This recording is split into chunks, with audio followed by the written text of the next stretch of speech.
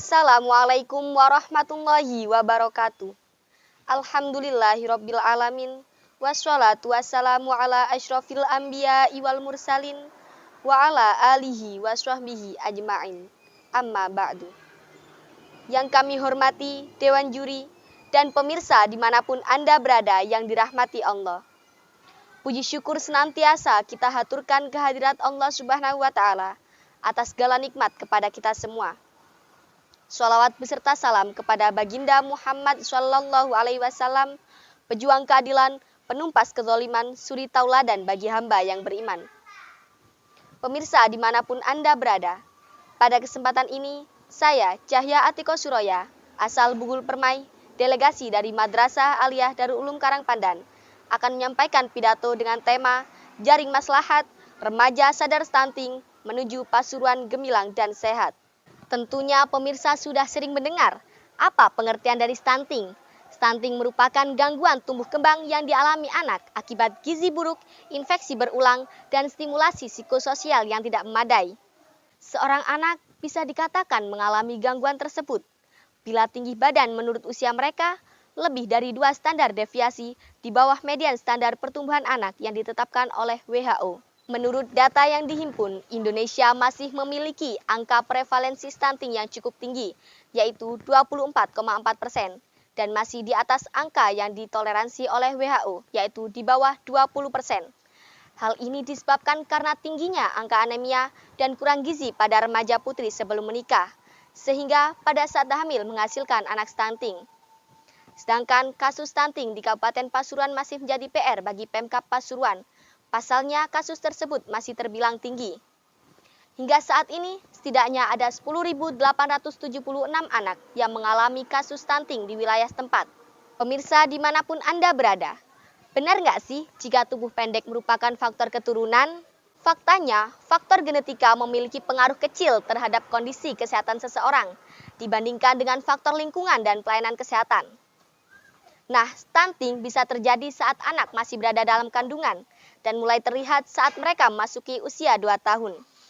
Stunting bisa kita ketahui dari beberapa hal seperti pertumbuhan tubuh gigi lambat, fokus pikir belajar telat, masa pubertasnya terlewat, berat badan ringan jadi gawat, berat badan ringan jadi gawat. Pemirsa, pihak Kementerian Kesehatan menegaskan bahwa stunting merupakan ancaman utama terhadap kualitas masyarakat Indonesia. Bukan hanya mengganggu pertumbuhan fisik, anak-anak juga mengalami gangguan perkembangan otak yang akan mempengaruhi kemampuan dan prestasi mereka. Bukankah dalam sebuah pepatah Arab dikatakan, Al-aqlus salim fil jismi salim, yang artinya akal yang sehat terdapat dalam jasmani yang sehat. Sehingga kesehatan pikir juga harus ditunjang dengan kesehatan zahir. Nah, lantas bagaimana dengan stunting pada remaja? Hal ini salah satunya disebabkan oleh kualitas kesehatan anak-anak dan remaja yang kurang mendapatkan asupan gizi seimbang. Juga remaja putri yang mengalami anemia karena kekurangan zat besi. Terkadang remaja putri khawatir tubuhnya gemuk, terlihat tidak seksi, sehingga banyak yang melakukan diet ekstrim.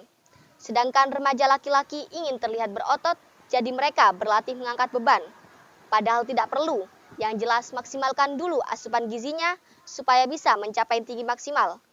Jalan-jalan ke Pasuruan, kota santri indah dan nyaman.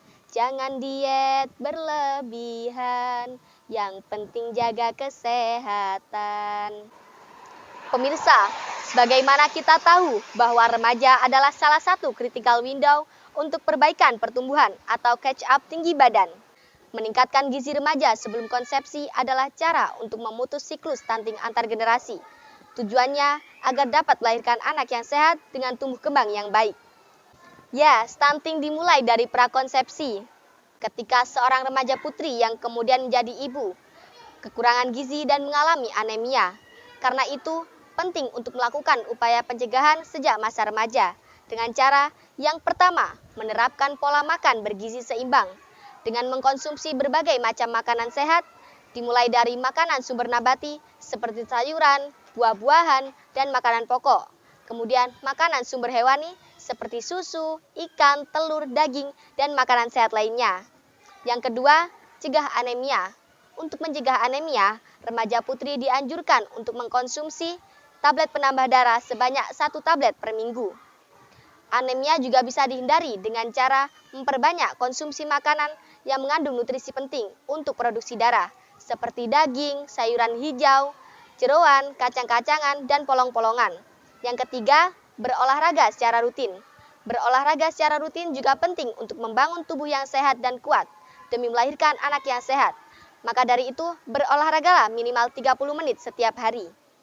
Selain itu, sebagai remaja sadar stunting, remaja juga harus waspada terhadap triad KRR, yaitu seksualitas, HIV/AIDS, dan nafsa.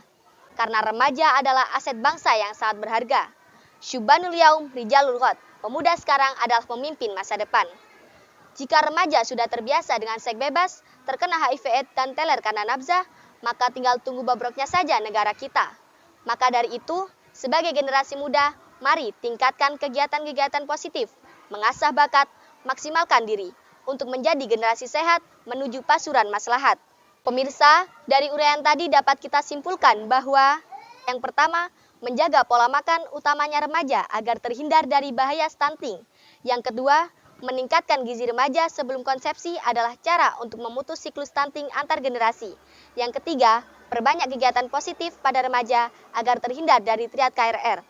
Akhirnya, hanya inilah yang dapat kami sampaikan. Say no to stunting, say yes to healthy living. Akhirul kalam, wassalamualaikum warahmatullahi wabarakatuh.